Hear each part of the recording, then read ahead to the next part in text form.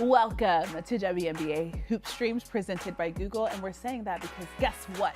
The W is back, ladies and gentlemen. Yes! Christine Williamson, R.A. Chambers, Rebecca Lobo. I know your name. We're back. Rebecca We're Lobo. back. Good, And you then got Lobo. it. Thank you. We've only worked together like a million times. It's totally fine. Hi, guys. Hello. Welcome back. We're back. We're here. We're here. We're making it happen. So we had a good WNBA All-Star break, a good Olympics break. I mean, It's fine. a break. It's fine. But yeah, let's talk about that a little bit because I went to DR and Cabo during this little break. It was very cute. I don't know if you guys can tell, but I'm tan. Please. Rebecca, what did you do for the break? Well, I'm clearly tan as well.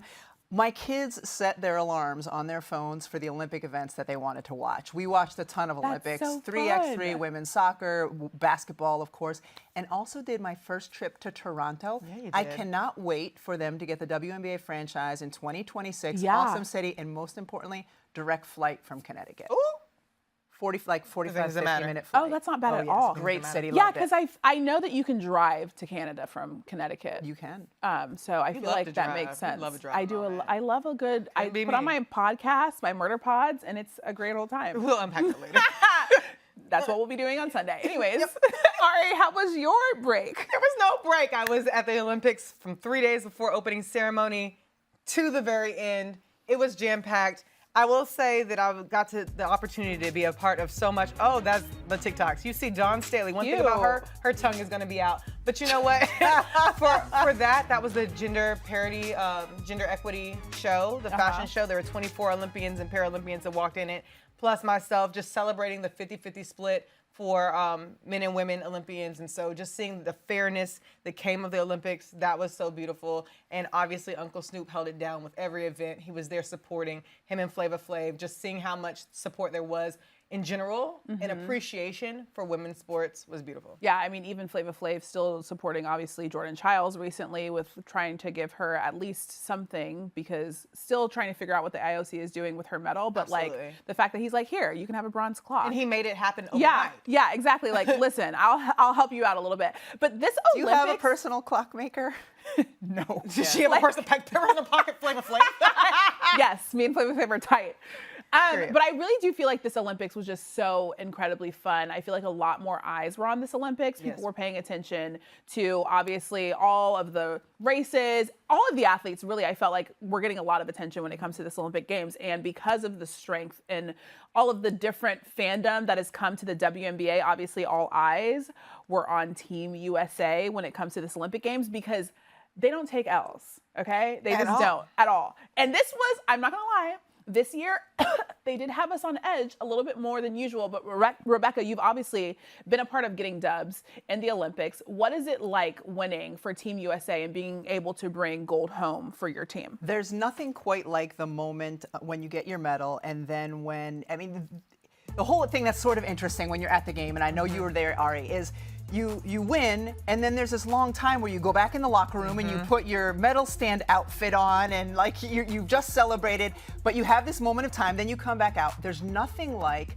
when your flag is being raised and the anthem is being played. Like you never feel any greater sense of patriotism than in that moment. At the same time, there's this incredible sense of relief. You have the joy of the moment and then you have the relief of it because there's so much pressure. You're gone from, in training and doing all of these things with your teammates. There's a lot of emotions and there's exhaustion too, because especially for these women, because they were in such a tight game, there had to have been relief, joy, and exhaustion. I feel like also like when you have tight games, it makes it a little bit more relieving at the end of that because as I said, we were all on edge. We thought, okay, they're for sure going to get this done. They've done it we've seen them get dubs. Like that's what they do. That's what they did. And then we're like, oh wait, do they? Because they're also getting Gabby Williams. Like we're still, it was a tight game and you were there. It was unreal. It was one of the most stressful games I've been a part of because nothing was really clicking for either side. Yeah. So it was never a comfortable time that we knew that we were going to break free. But Gabby Williams is one of the main reasons why that happened. And it's just to see her to be able to shine the way she has with Team France. I know that the general theme of everything was, how is she going to be a part of the WNBA? This prioritization rule that's being talked about, it's really unfortunate because now we don't get the opportunity to really benefit from Gabby Williams' talent. But we have to realize that when it comes to prioritization, first of all, Gabby is not under contract. So her and Emma Miesemann, for example, they can sign to anybody the rest of the year. It is okay because their rights do not belong to anybody. Now, Maureen Johannes, she technically, New York Liberty have the rights to her, but she's within that four-year window that if she were to have stayed longer than the training camp day one, she could have still played. But, Rebecca, I know you can add more color to this. When it comes to playing for your team, your home country in an Olympic year, you're going to want to prioritize that. And then now Gabby has the opportunity to potentially play in the WNBA. I think that's the thing that's super interesting about this. We saw Gabby Williams have an incredible Olympics. Emma Miesemann also had an incredible Olympics. Both of these women are unrestricted free agents. They can sign with any team who can afford them. Now, there are teams that could make trades in order to afford one of these players, but they could come over at any point with any team. Maureen Johannes is a slightly different example because she's a restricted free agent. So if someone offers her, New York has the ability to match that offer. But think about either Emma Miesemann, the 2019 Finals MVP, or Gabby Williams, who, if France had won, would have been the MVP of the Olympic tournament with how well she played. The addition of either of those women to a WNBA team right now, or at any point between now and the playoffs, could be significant. And it's to be noted that France, in particular, has a much stricter policy on not letting the season end. So you see Gabby and Emma are both playing for, I believe, Fenerbahce going into EuroLeague. And so EuroLeague will end, so they won't be subject to that prioritization deadline next year because the season will end beforehand. But when it comes to an Olympic year in particular, they're going to be wary of that because they are French citizens. Or Emma is Belgian citizen. Okay, that's very interesting. Very complicated as well, but it would be huge if a W team could get one of those. I mean, Gabby to New York? I mean, it'd be huge. It'd be huge. Anywhere it would be huge. Yeah, exactly. Especially with what she did at the Olympics. Okay, let's talk about DT because 6 gold medals. I mean, obviously, listen. We're like, hey, are you going to do it in 2028? What are we doing? I would not be shocked. Could you imagine? I'm coming back. 46. That'd be so great. That'd be amazing. You're almost 50 years old. But Rebecca, what does her legacy, like, what is the legacy that she leaves behind, and what is her legacy so far? I think you have to consider her the greatest women's basketball Olympian we've ever had. We've never had a woman play in 6 Olympics for basketball. Certainly never had a woman who has won 6 gold medals. And think about Diana's journey. She came in 2004, right out of college, played in the Greek Olympics, and was the rookie on that team. And she's kind of gone through every iteration through the course of her time as a member of the USA team. The best player, the leading scorer, rookie to that, then to this year she started the first few games and came in off the bench, and then in the last game was like the biggest cheerleader when she didn't get any minutes. So she has been through the whole ride, and the whole time has been an incredible example for the women behind her. But you know, right now, until somebody else gets a 6th gold medal, I think you have to consider her the greatest women's basketball Olympian we've ever seen. I saw a quote where she was talking about how her journey in the Olympics has evolved since, like you said, she was the first time that she was playing for the Olympics, and how she was learning from everybody, and now she is in that veteran position, which is so crazy. Idols, then my peers, and now I get to bring the veteran leadership. Yeah, which is crazy to think about because she's had such an amazing career, obviously in the W, and then Can I add one more thing about Diana? Because we were at the All-Star game. And I went to the practice the morning of the All-Star game, and the national team was treating this like a real thing. Absolutely. Yeah. And there was no one who was cheering more for her teammates than Diana Taurasi. No one, if you ever go to a practice, no one gives more high fives during a practice than Diana. The coaches, receptive to their coaching, encouraging her teammates. She's still an incredible teammate. She's considered one of the greatest of all time, and it still does it all kind of the right way. Fun to watch. Very fun to watch. I also did a Phoenix game, and I remember talking to her just about like what her day-to-day looks like. And she also is a mom and wakes up at 5:30 a.m. when the kids get up. She drinks her coffee. I'm like, how do you do literally everything? So it's been great to watch. Okay, so during the Olympics/All-Star break, there were some rookies that were also enjoying themselves in a little bit different way. But it's been very fun, obviously, to watch this very high-profile rookie class who got some much-needed rest. Caitlin Clark, she got some R&R. She was in Cabo actually right before I was in Cabo. Angel. Look at our hot girl on stage. Little hot girl, what was called? I mean, it's summer, Bodies. so it's hot girl summer. There's no one This is funnier. the funniest thing, Camilla, with the I wig. haven't One thing about seen Camilla, that yet. she's gonna be on live. If nothing else, Camilla Cardoso is gonna be on live. And That she's would gonna be- entertain all the girls. Like literally, I feel like hanging out with her on a live, it's like a totally different I experience. couldn't carry it comedically. I could not do it. She's got it all. Yeah, no, she's absolutely fun on social media. I feel like all the rooks, they kind of understand, obviously, They grew up social with it. because that's their thing. So it's been super fun to watch just their personalities. And Are they Honestly, practicing TikToks when Yeah. like, Rebecca's like about to you call two us were when out. I was at the The door Johnson today? That's coming. not us trying to be like, what are they? What generation are they? They're Gen Z. Babes. Okay, so am I.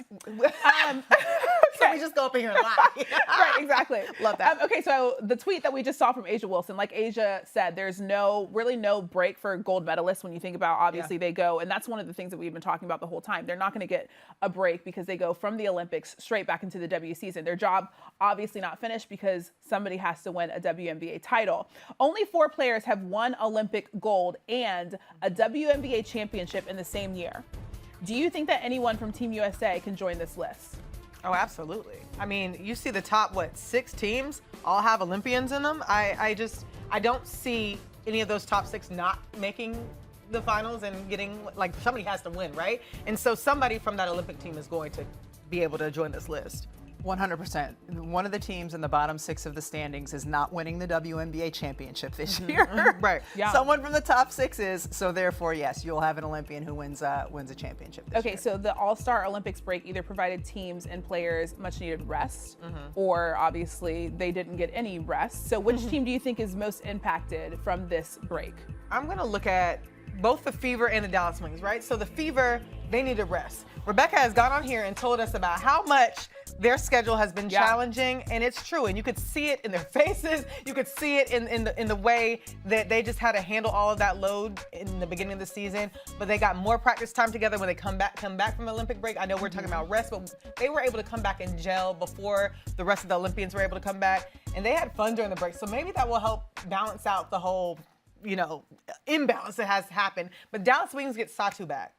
Yeah. I'm so excited to see her return, see how she's a great compliment to Enrique, and those injuries that they had. We saw that they released Monique Billings. We saw that they released, obviously, Sims. I hope those two find jobs somewhere in the WNBA because they belong. But those injuries are now healed, and so you'll see a full, complete Dallas Wings team, too. I was just going to say quickly, because those top 6 teams are the ones who had Olympians, it'll be interesting to see how fatigue plays into it, if there's any load management, if coaches at any point are going to rest some of those players. Yep. Okay, so obviously another thing that has to happen in the W is somebody has to be crowned league MVP. And I feel like a lot of people, I'm not even gonna, who do you think is the front runner? For MVP? Unanimously, Angel Wilson. I was like, I'm not even gonna put the answer in your ear. Like, she's the best player in the world.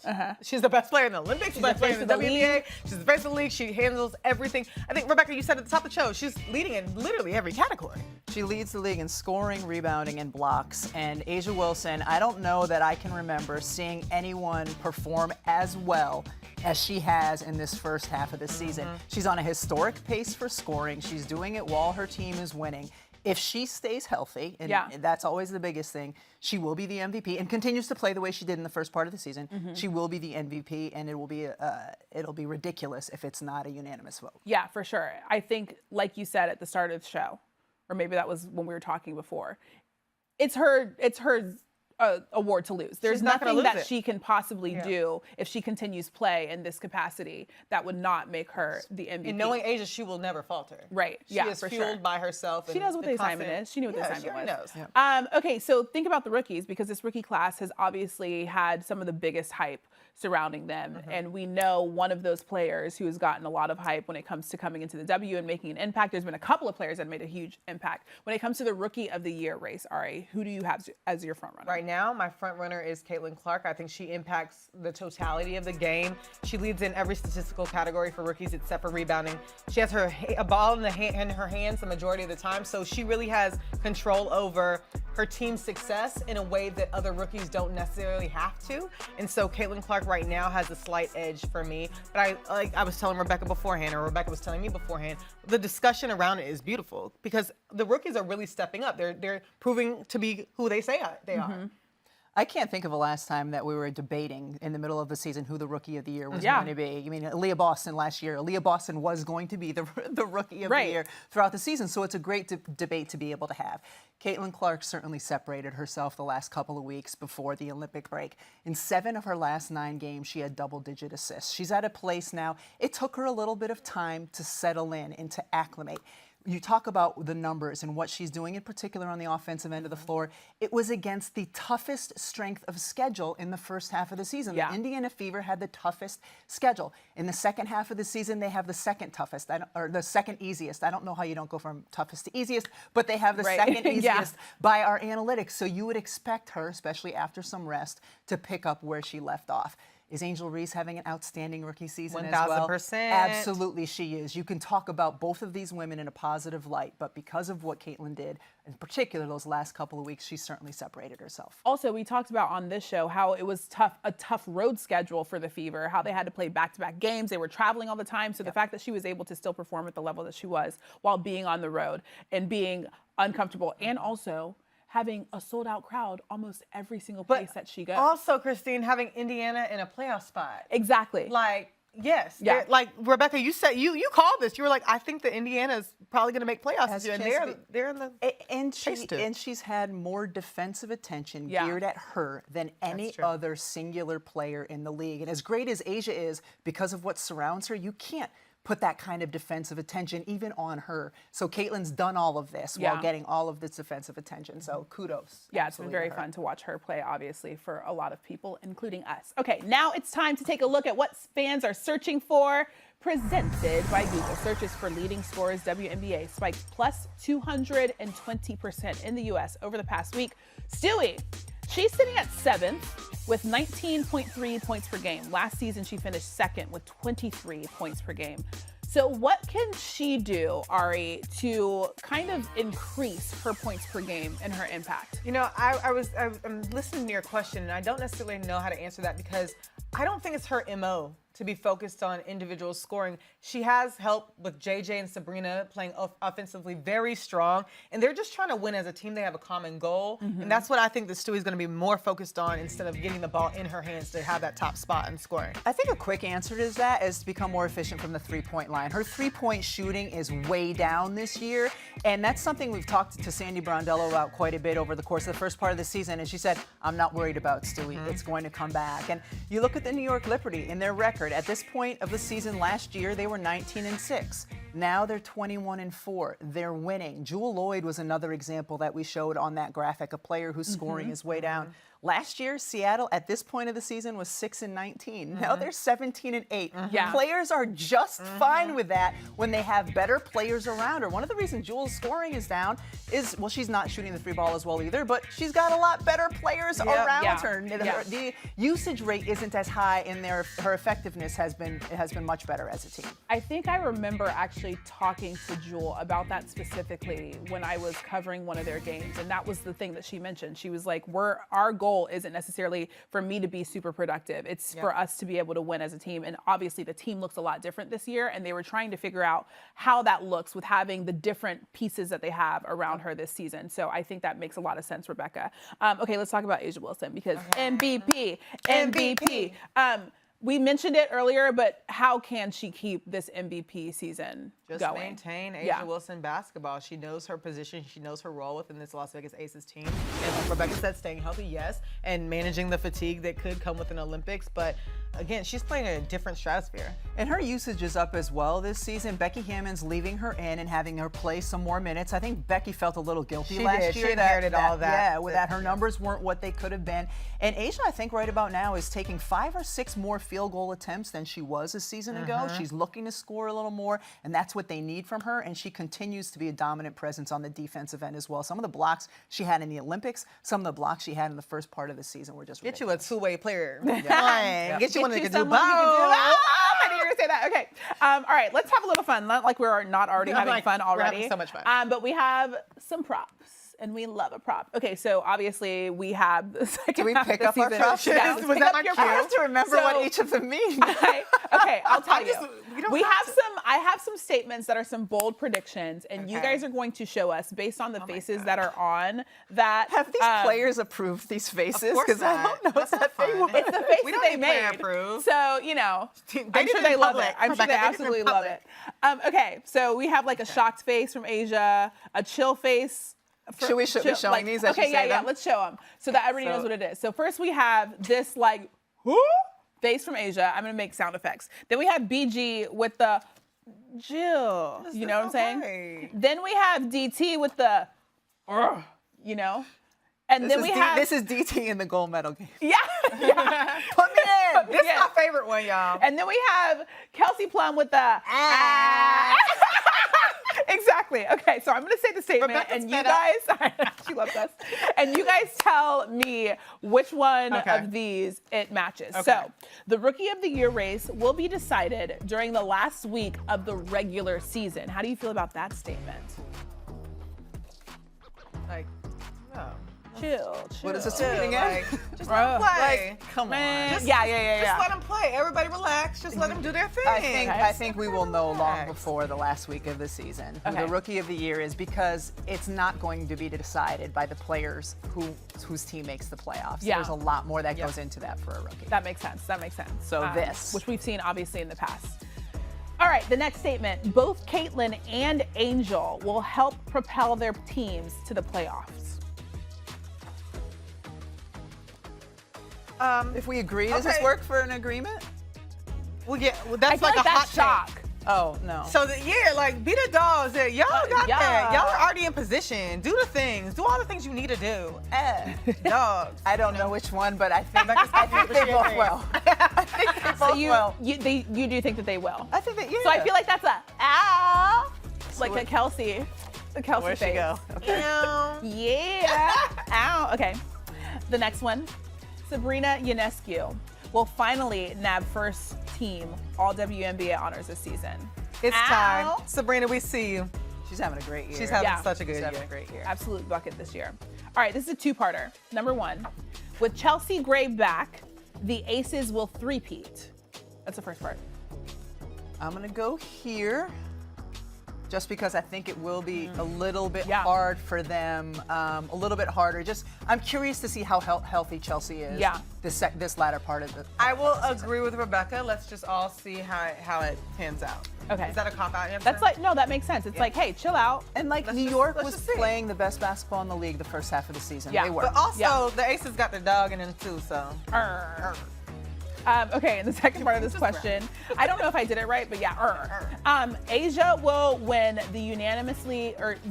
unanimously win the MVP and bring home all the hardware this year. A gold medal, MVP, and a championship. Whatever Well, I'm Asia not wants sure to about do- the championship, but whatever certainly Asia the wants to do. MVP. This Certainly is the MVP. Asia's MO this year.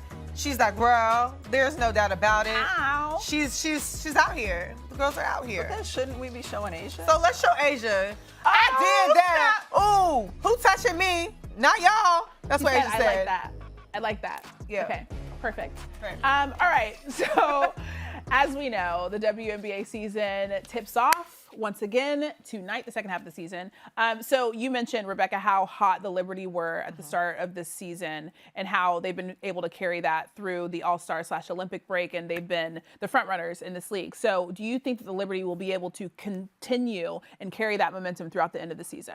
I do think they will, as long as everybody's feeling refreshed and healthy. You know, Breanna Stewart played a lot of minutes at the Olympics. Sabrina played a fair amount of minutes at the Olympics, as did Niara Sauli, and Phoebish as well. So I think they can. And the thing that's unique or interesting, I should say, about New York, they're, for the most part, the same starting five as a year ago, but they've looked better because they have that chemistry. So I don't see too many roster shakeups. It will be hugely important to get everybody healthy, though. And Benaj is out right now. So Yeah. her return will be heavily impacted by their success. But they have been playing fine without her. But New York has a great way of stepping up when players are out. We saw Courtney Vandersloot's absence, and they were able to recover. They were able to figure out their way as a team, and they look stronger together. And they have each other's backs in a way they didn't last year because they were still gelling last year, but they look better as a team. Because of those injuries, their bench play has been much better, or was much better going into the Olympic break than what we saw from them a year ago. I definitely want to see if they move around some pieces with the roster and drop some players, sign some players. I don't know. Gabby Williamson to Liberty, that's my like. I'm just like, that's the come second on, time let's she make said it that happen. today. So I'm just trying to we speak gotta for make it New happen. York. You know, Exactly. I want to see it in person a lot. Yeah, because you'd be sitting courtside, we know. Okay. So the Liberty are taking on the Sparks, who are currently 6-18 on the season. There were some bright spots, obviously, with Cam Brink, then she went down, et cetera, et cetera. Do you guys feel like the Sparks will be able to have it in them to kind of get another spark for the second half of the season? Or do you feel like they're just kind of focusing on making this a rebuilding year and looking towards next season?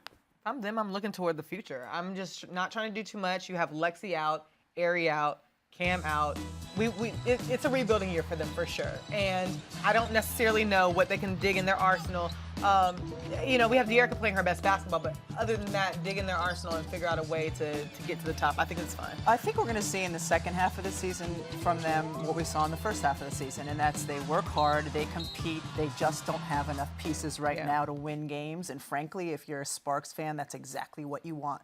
You want to see De'Erica to continue to flourish. You want to see some of the younger players continue to find their footing, in particular Rickea Jackson, and you want them to continue to lose because you want to really have an opportunity at that #1 pick and potentially getting Paige Beckers. But I think Kurt Miller's teams are always going to compete. They're always going to play hard on the defensive end of the floor. But because of what they're missing, they can still do those things and not win ball games. That makes sense. Now they're not tanking. We can't say they're Yeah, tanking. of course, they're not tanking. I think they're going to continue to work hard and just not have enough. So obviously both of these teams are different at different spots when it comes to their rosters. You keep talking about Gabby Williamson, Liberty. Do you expect either of these teams to make major moves as the trade deadline comes closer now that the season is about a month over? I don't anticipate LA making any moves. I think that they're, like Rebecca said, they're set. They're going to continue to work hard. There's no expectations, no need for a playoff push. Just finish out the season healthy and strong. New York, I'm interested to see because they have some pieces that they don't necessarily utilize that they can drop. And so I'm looking to see what their roster is like. I could only see New York making a move if they could sign Gabby Williams or Emma Miesemann. Because, again, one of the things that's made them much better this year is their chemistry is better. So they're certainly, I can't imagine, trading one of their main pieces. Right. Their bench has continued to develop. If they needed to move a piece or two in order to get Gabby, I could see them doing that, but not a significant piece or two. I'm so sorry. Rakia's face card is impeccable. I know. I hear you, Rebecca, and look at Rakia. I never look this good playing any sport. I just don't understand. You're just like my children that they're She's looking at me when pretty. I speak and they're not hearing a word that I say. I listened, but I'm Rakia was on the screen. Just Face card, gorgeous. never declined. So I want to ask you two questions to close our show. First of all, what are you most looking forward to when it comes to the second half of the W season? I want movement. I want to see if anybody can capitalize off of the fatigue that the Olympians might have, and just seeing how people finish strong. I'm interested in the immediacy of seeing the second half of this Chicago Sky Phoenix Mercury game. Kahleah Copper outscored the Sky by herself in the first quarter. She had 13 points. Right now, Phoenix has dropped 50. But then, welcome back to the WNBA. Phoenix Mercury, your 3 Olympians. You're at Chicago tonight, at Indiana tomorrow night. Back-to-backs are crazy. If you want to know how a team's going to do, look at their schedule and their back-to-backs and their road trips and their opponents. We talked a lot about the Indiana Fever early. It's played out for a lot of teams in terms of strength of schedule and how they're going to do. I am really excited to see Kahleah Copper because we saw her preparedness, being able to step up in Olympic play, and just the consistency that she's had throughout the season with scoring and just being a Rock of Phoenix. And what did Asia say? Well, we probably shouldn't, but we know what Asia said about Ka. Yeah. She's that. Let me not get fired. She's that. I think we can. Can we say that? No, I don't know. TBD. You can. I just got here. Let everybody relax. I just got here. All right, finally, let's do some game picks. We have the Liberty taking on the Sparks in 1 minute. Actually, probably less than that. Who do you guys have? Liberty. Since neither Breanna, Stewart, or Sabrina are on the injured list and are both playing tonight, New York Liberty. Liberty. Liberty, All right. Liberty. Love that for them. Yikes. might not That's be all as we have. fun. Yeah, no, I'm not gonna lie. I reel it back. When I was said like, it, I ooh, go, ooh, this is bad. This is because I was going for that same thing. You dang it. caught what I was putting down, but I stopped it. Yep. Well, guys, thank you so much for watching WNBA Hoop Streams presented by Google. Enjoy having the W back, baby. And we'll see you guys next time. I don't.